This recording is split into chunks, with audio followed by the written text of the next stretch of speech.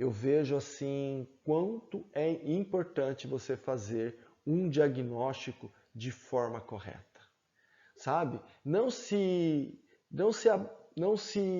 anule dizendo, né? Ah, eu não preciso de fazer ortopedia funcional dos maxilares.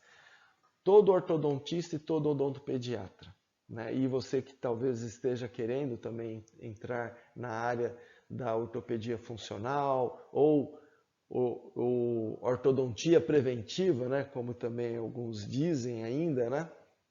Mas eu acho que a ortopedia funcional, ela é a chave, ela é a razão de nós trabalharmos e salvarmos, tirarmos pessoas de uma cirurgia ortognática, tá? Então, quantos classe 2 eu tirei de cirurgia? Quantos classe 3 eu tirei de cirurgia, né? Quantas mandíbulas desviadas para a esquerda e para a direita eu tirei de uma assimetria facial. Então, a importância do diagnóstico é você realmente marcar a vida das pessoas. Pensa, você fez um diagnóstico da ortopedia funcional e você tirou aquela pessoa de uma cirurgia ortognática. Talvez ele ali, criança, adolescente, ele não vai lembrar disso, né? Mas o pai e a mãe vai lembrar, entendeu? E vai contar a história, né?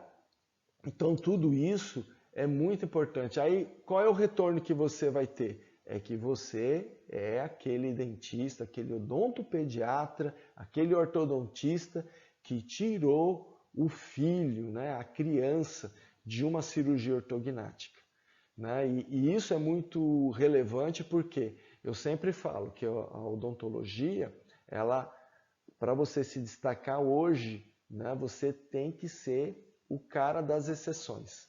Ah, esse cara é uma exceção na odontologia.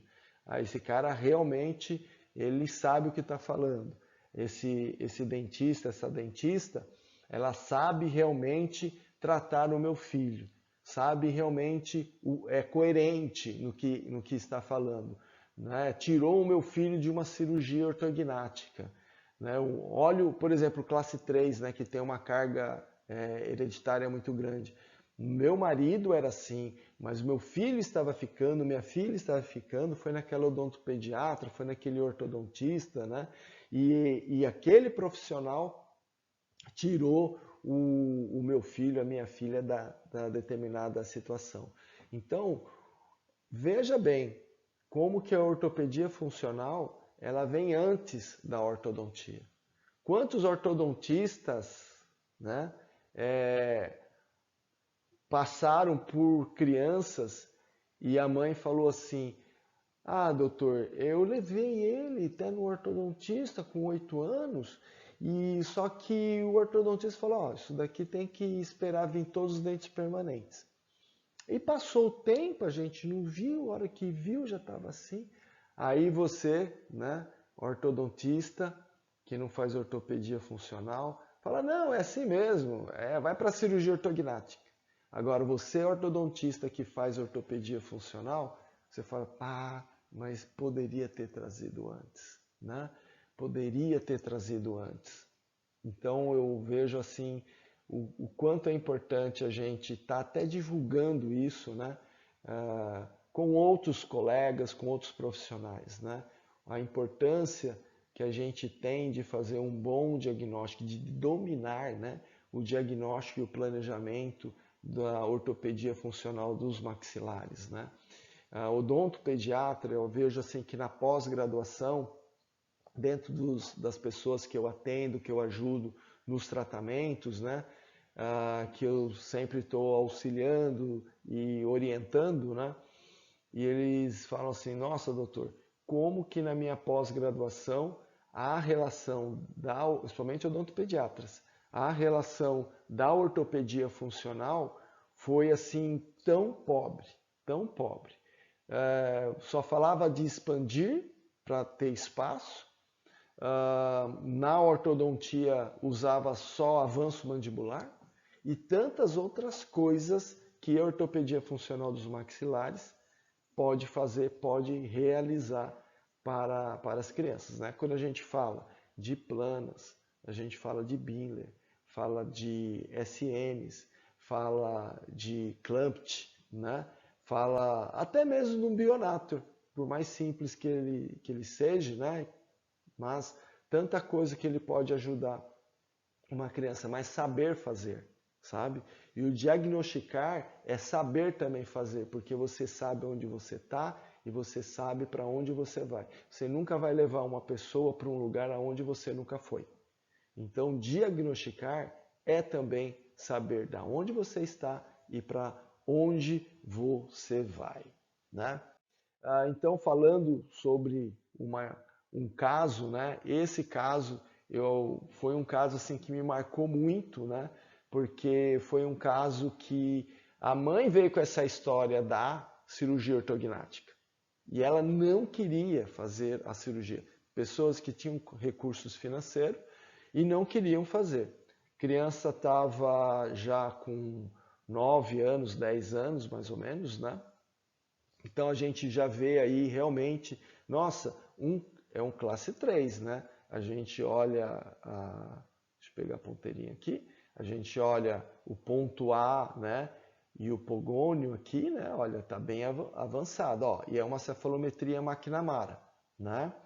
Então, se a gente for ver a relação de maxila e mandíbula, olha o corpo mandibular, olha a abertura do ângulo, olha o ramo, né? Olha a inclinação desse ângulo básio-násio aqui, né? Então, assim, tantos fatores aqui que a gente está vendo que o ponto A bem para trás, né? Do ângulo de Frankfurt aqui. E o SN, né? E tantos outros fatores que a gente vê aqui que está realmente levando para uma cirurgia ortognática. Agora, por que os ortodontistas falaram que era uma cirurgia ortognática? Porque não fizeram um diagnóstico de ortopedia funcional dos maxilares. Então, às vezes, por exemplo, né, você é odontopediatra, né?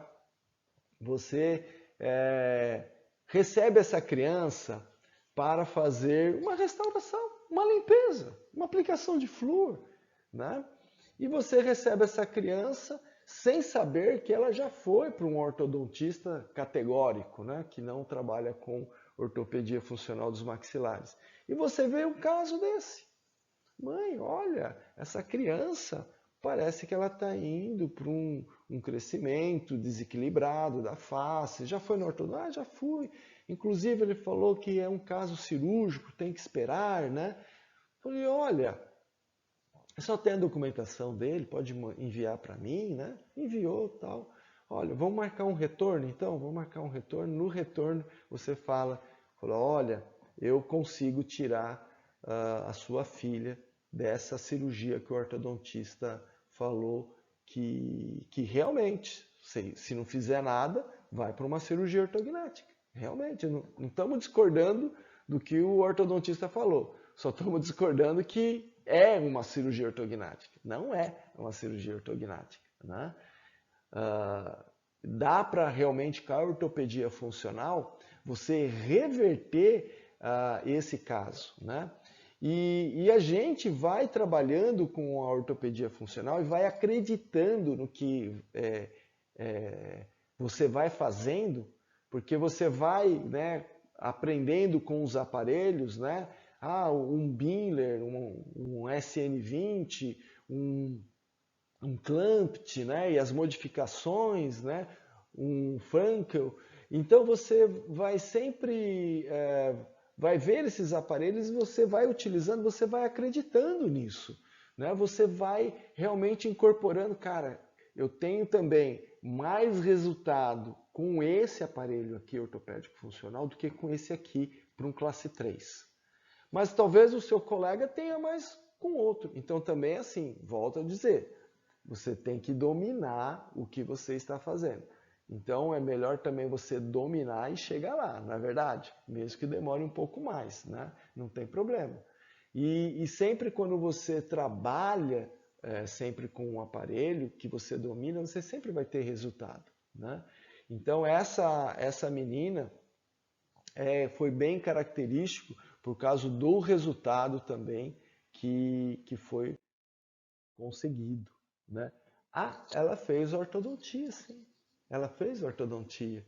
Mas ela fez a ortodontia, mas antes ela fez o quê? A ortopedia funcional dos maxilares. Por que que ela fez antes a ortopedia? Porque foi o quê? Diagnosticado. Foi diagnosticado. Não foi simplesmente, né? Ah, eu cheguei a esse resultado sem desvio de linha média. É que aqui eu não peguei as outras fotos, mas você vê que tem uma boa intercuspidação. Tem uma tendência de ser dólico? Tem, até hoje ela tem essa tendência. Esse caso é um caso que já acompanho já há 5 anos, todo ano ela vem, a gente avalia, vê como é que está, né? Tem as modificações, teve que fazer remoção dos sisos, né, durante o crescimento e desenvolvimento dela. Então tudo isso a gente obtém através realmente dos resultados da ortopedia funcional dos maxilares. Mas por quê? Porque a importância de você identificar um problema, a importância de você trazer algo totalmente diferente para o seu cliente, para os pais, trazer uma esperança para os pais. Então isso é muito importante. Eu vejo assim que o diagnóstico ele é muito importante, porque se deixasse só na questão da ortodontia esse caso, realmente ele iria para uma ortopedia funcional. E esse caso usei um Binler modificado, eu digo modificado porque eu vou colocando bumpers, vou colocando escudo, mas a base do aparelho foi um Binler. Trocou a dentição, começou vírus permanentes, fui segurando, até que eu vi que, bom, agora eu vou colocar o aparelho fixo e fazer uma mecânica classe 3. E foi, usou elástico classe 3, usou, né? Mas foi intercuspidando, e deu certo, né? Deu muito certo. E é interessante que isso trouxe outros clientes também com o mesmo problema para dentro da clínica. Porque você vai se tornando o quê? Referência. Você é aquele cara que é o fora da curva. Mas por quê? Você segue uma disciplina. Mesmo que a tua mente se habitue a diagnosticar olhando, isso aqui, eu ponho tal aparelho, chego na fixa, faço isso, mas você segue exatamente uma disciplina para você obter um resultado bem positivo, né?